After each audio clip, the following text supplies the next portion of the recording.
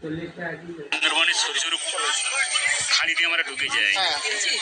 ওই খাঁড়িটার নাম হচ্ছে ধোবিনীর খাল বলি আমরা। আচ্ছা, এটা কত দূর এখান থেকে? এখান থেকে আমাদের 2 ঘাটি লাগে বাড়ির কাছ থেকে, মানে ঘাটি হিসাব মানে 12 ঘন্টা। 12 ঘন্টা ডিস্টেন্স। আমি খালে ঢুকে গ্যারাবি করেছি। আচ্ছা আর আমার সাথীরা 4 জন বসে আছে। আচ্ছা আমার গায়ে জ্বর, আমি ঘুমাচ্ছি। আচ্ছা। কিছুক্ষণ পর আমার সাথীরা চিৎকার চেঁচামেচি করে। তোমার সাথীরা তখন তোমাকে ছেড়ে অন্য জায়গায় গেছিল? আমি কোথায় চিৎকার করছি, আমি তখন ঘুমাচ্ছি, আমি কানে শব্দটা পাচ্ছি।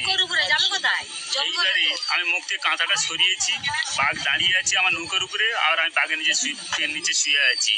কি মনে হয়েছে ধরে ফেলেছি পাঁজা করি। আচ্ছা শুধু বলেছি মা গো বাঁচাও, মাথায় কামড় মেরেছে, ফেটে গেছে, তারপর আমি কিছুই জানি না। আমার যখন 8 মাস পরে একটু স্মৃতিশক্তি আসে, আমি শুনলাম আমার সাথীরা ছাড়িয়ে এলাকায় ফোন করেছে। ফোন করতে বন দপ্তরের স্পিড বোট আমাকে তুলে নিয়ে এসেছে জঙ্গল থেকে।